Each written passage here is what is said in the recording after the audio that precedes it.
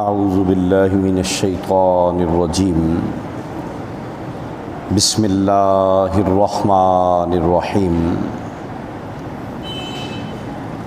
اقترب للناس حسابهم وهم فی غفلۃ معرضون۔ الحمدللہ آج ہم نے 17واں پارہ اور 18ویں پارے کا ابتدائی کچھ حصہ اس کی تلاوت سنی۔ اللہ ذوالجلال والاکرام نے اس پارے کے آغاز میں اجتماعی طور پر ہم سے ہونے والی ایک بہت بڑی غفلت،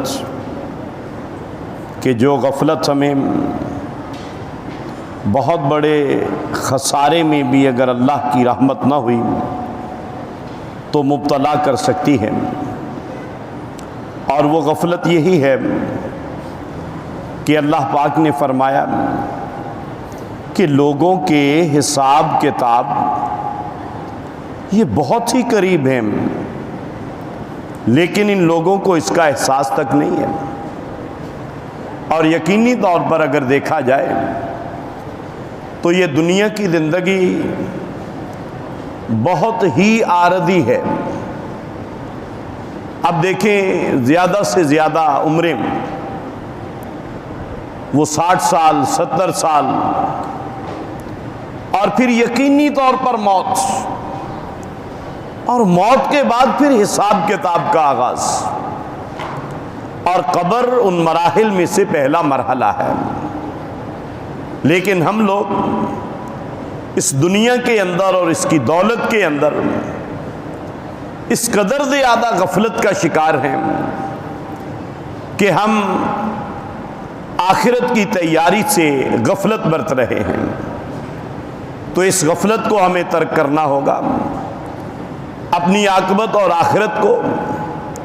ترجیحی بنیادوں پہ تیار کرنا ہوگا،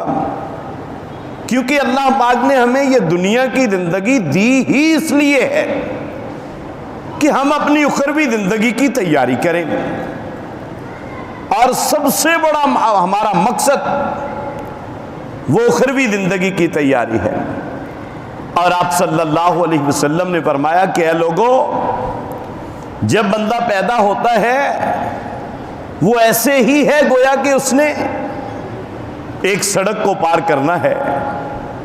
اب وہ بندہ اس سڑک کو پار کرنے کے لیے چل پڑا ہے، اب بہت جلد اس نے سڑک پار کر لینی ہے۔ اور ہماری یہ دنیا کی زندگی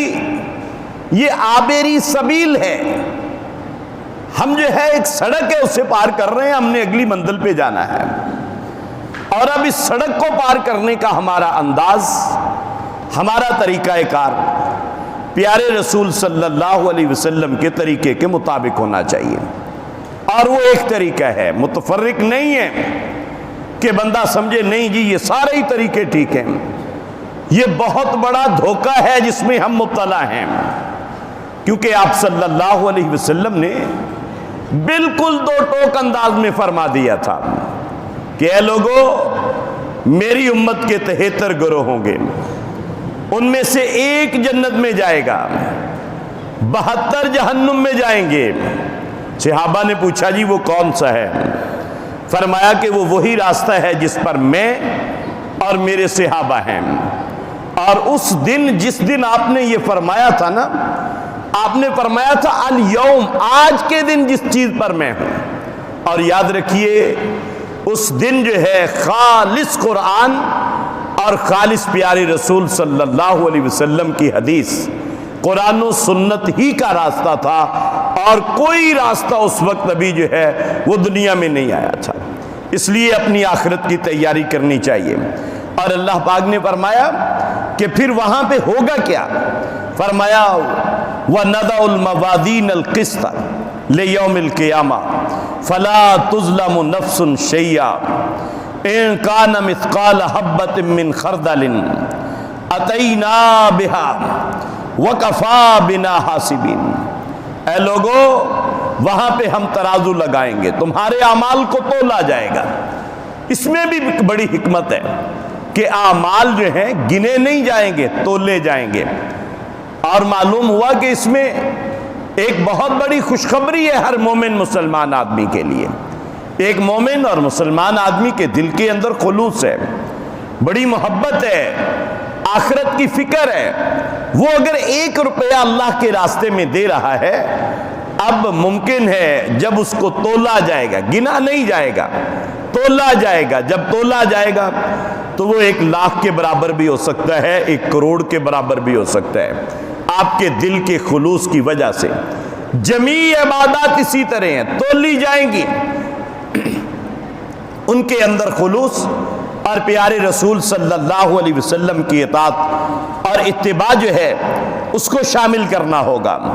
اور اسی طرح اللہ عز و جل نے پھر اسی پارے کے اندر فرمایا کل نفس ذائقۃ الموت، اے لوگوں اس حساب کتاب کے لیے تیار رہو، ہر جان نے موت کا مزہ چکھنا ہے۔ اچھا، کسی بندے کو موت سے مفر نہیں ہے، فرمایا لیکن پھر کیا ہوگا، تمہیں پورا پورا اجر دیا جائے گا۔ اور فرمایا افإن مت فهم الخالدون، فرمایا میرے محبوب آپ کو بھی موت آئے گی، اور یہ نہیں کہ آپ کے دشمن ہمیشہ رہیں گے، موت ان کو بھی آنی ہے۔ موت ایک ایسی حقیقت ہے جس سے انکار نہیں، اور ہمیں اس کی تیاری کرنی ہے۔ اس کے بعد اللہ ذوالجلال والاکرام نے جناب سیدنا ابراہیم علیہ السلام ان کا تذکرہ کیا کہ کس طرح انہوں نے بتوں کو توڑ ڈالا، اکیلے ہیں، تنہا ہیں، لیکن شرک کے خلاف کھڑے ہو گئے ہیں، چونکہ شرک اس زمین پر سب سے بڑا ظلم ہے، سب سے بڑا گناہ ہے، سب سے بڑی دہشت گردی ہے، سب سے بڑی ناانصافی ہے شرک۔ یاد رکھیے، زنا شرک سے چھوٹا ہے، شرک بڑا ہے، زنا چھوٹا گناہ ہے، چوری چھوٹی ہے، قتل چھوٹا ہے، لیکن شرک سب سے بڑا گناہ ہے۔ اللہ عز و جل کے ساتھ کسی کو شریک نہیں ٹھہرانا۔ اور پھر اللہ پاک نے جناب داؤد علیہ السلام کا، جناب سیدنا سلیمان علیہ السلام کا تذکرہ، اور اسی طرح جناب سیدنا یونس علیہ السلام کا تذکرہ بھی کیا کہ دیکھیے جب مچھلی کے پیٹ میں ہے، اب بندے کو گھبرانا نہیں چاہیے، حالات کیسے ہی کیوں نہ ہو جائیں، مچھلی کے پیٹ میں ہے، اب دیکھیے کہ وہاں پہ نکلنے کی کوئی امید بظاہر نہیں ہے، لیکن اگر بندہ مومن ہے، مسلمان ہے، اب اس کا یقین ہے کہ میرا اللہ ہے اور میرا اللہ ہر چیز پہ قادر ہے، وہ جب چاہے جو چاہے کرنے پہ قادر ہے، وہ آگ کو گلزار بنا سکتا ہے، اور وہ سمندروں سے راستے بنانے پہ قادر ہے، اور وہ ذات باری تعالی جناب اپنے بندے کو کنویں سے نکال کر غلامی سے پھر قید، اور قید سے نکال کر عزیز مصر بنانے پہ قادر ہے۔ اور وہ ذات باری تعالی جو ہے وہ ہر چیز پہ قادر ہے، جب چاہے جو چاہے کرنے پہ قادر ہے۔ مومن آدمی کو کبھی بھی مایوسی نہیں ہونی چاہیے۔ جناب سیدنا یونس علیہ السلام نے اپنے پروردگار کو پکارا، فنادا فی الظلمات، کیا آواز لگائی کہ لا الہ الا انت سبحانک انی کنت من الظالمین، اے میرے پروردگار تیرے علاوہ اب کوئی معبود نہیں ہے، کوئی مشکل کشا نہیں ہے، میری اس مشکل کو کوئی دور کرنے والا نہیں ہے۔ سبحانک، اے اللہ تیرے اندر کوئی کمی نہیں، کوئی نقص نہیں، کوئی عیب نہیں، تیرے پاس ساری طاقتیں ہیں، سارے خزانے ہیں۔ فرمایا انی کنت من الظالمین، اور اللہ پاک نے کیا فرمایا، فاستجبنا لہ، ہم نے اپنے بندے کی اس دعا کو سنا، ونجیناہ من الغم، اور اس غم سے نجات دی، وکذالک ننجی المؤمنین۔ آیت کا یہ حصہ ہمارے لیے بڑا اہم ہے۔ یہ اللہ پاک نے فرمایا صرف جناب یونس علیہ السلام کے لیے نہیں تھا، بلکہ کوئی بھی مومن آدمی اللہ عز و جل کو پکارے تو اللہ پاک نے فرمایا کہ میں اپنے سارے مومن بندوں کو نجات دینے پہ قادر ہوں۔ اور اسی طرح اللہ پاک نے جناب سیدنا ایوب علیہ السلام کا بھی تذکرہ کیا کہ وَأَيُّوبَ إِذْ نَادَى رَبَّهُ أَنِّي مَسَّنِيَ الضُّرُّ وَأَنْتَ أَرْحَمُ الرَّاحِمِينَ، یعنی اللہ عز و جل جناب ایوب علیہ السلام بیمار ہیں، اب شفا کس کے پاس ہے؟ اللہ عز و جل کے پاس ہے۔ اور اس کے بعد اللہ پاک نے حج کی فرضیت اور اس کے کچھ احکامات کا تذکرہ کیا اور فرمایا اس کے بعد کہ لن ینال اللہ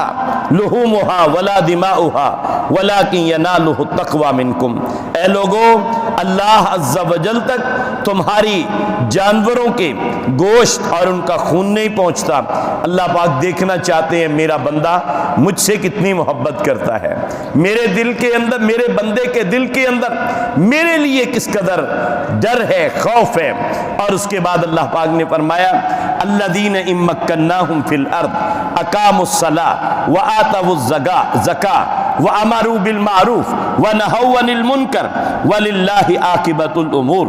اللہ پاک نے فرمایا اگر ہم کسی بھی قوم کو کسی جگہ پہ بسا دیتے ہیں، ان کو کوئی خطہ، کوئی اراضی عطا کرتے ہیں، جیسے ہمیں اللہ پاک نے رمضان المبارک کے مہینے میں یہ پیارا وطن عطا کیا، اللہ پاک نے فرمایا جب بھی کسی قوم کو کوئی ملک ہم عطا کریں، اب ان کی ذمہ داری کیا ہے؟ ان کی ذمہ داری ہے کہ اقاموا الصلاۃ، وہ نماز کے نظام کو قائم کر دیں، وآتوا الزکاۃ، زکوٰۃ کے نظام کو قائم کر دیں اس ملک کے اندر، وامروا بالمعروف، اور معروف کا حکم دیں، ونہوا عن المنکر، اور ہر قسم کی برائی سے روکیں، وللہ عاقبۃ الامور، اور پھر دیکھنا کہ لوگوں کے نزدیک یہ بظاہر بڑے چھوٹی چھوٹی باتیں، یہ نماز پڑھنے سے کیا ہوگا، وہ دیکھیں جی زکوٰۃ کے نظام کو لاگو کرنے سے کیا ہوگا، دیکھیں جتنے بھی معاشی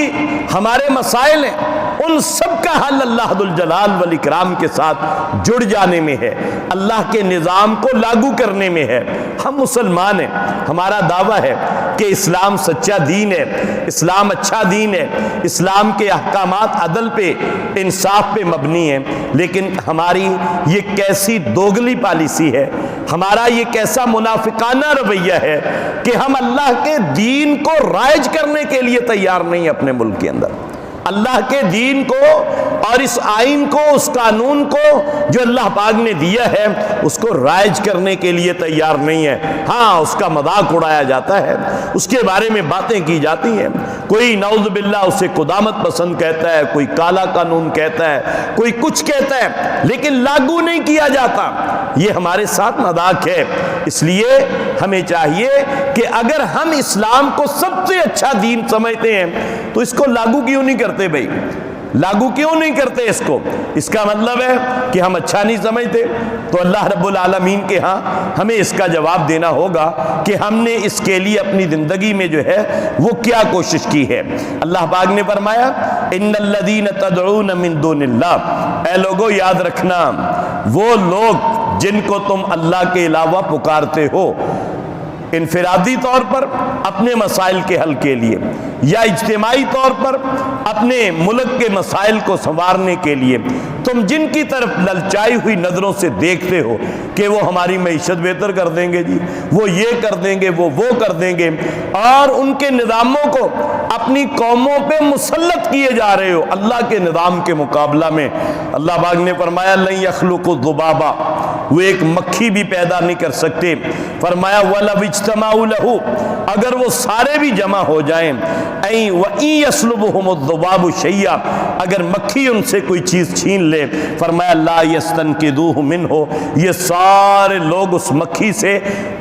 جو مکھی نے ان سے چیز چھینی ہے وہ حاصل نہیں کر سکتے۔ تم ان کے پیچھے ان پہ امیدیں لگائے بیٹھے ہو اپنے رب کو چھوڑ کے، اپنے پاس تمہارے پاس اتنا پیارا نظام ہے اور اسے پسے پشت ڈال کے تم نے غیروں کے نظام کو لاگو کیا ہے، تم کیا سمجھتے ہو کہ اللہ عز و جل کی پکڑ نہیں آئے گی؟ اللہ رب العالمین کی پکڑ تمہارے پاس نہیں آئے گی؟ کیا اللہ تعالیٰ قیامت والے دن تم سے پوچھیں گے نہیں؟ اور اس کے بعد اللہ پاک نے جہاد کے بارے میں احکامات بھی اسی پارے کے اندر دیے کہ دین اسلام کو غالب کرنے کے لیے، دین اسلام کو دنیا کے اندر پھیلانے کے لیے جب جہاد اور قتال کی ضرورت پیش پیش آئے تو پھر مومن مسلمان آدمی کی علامت ہے کہ وہ ساری محبتیں چھوڑ کر اللہ کے دین کے غلبے کے لیے میدان قتال اور میدان جہاد کے اندر جو ہے وہ نکل پڑتا ہے۔ اور اس کے بعد اللہ ذو الجلال والاکرام نے اسی پارے کے اندر جناب سیدنا زکریا علیہ السلام، جناب سیدنا داؤد علیہ السلام اور دیگر انبیاء کرام علیہم السلام کا تذکرہ بھی کیا۔ اللہ عز و جل سے دعا ہے اللہ پاک ہمیں دین اسلام کو سمجھنے کی، اس کے مطابق عمل کرنے کی توفیق عطا فرمائے۔ وما علینا الا البلاغ المبین۔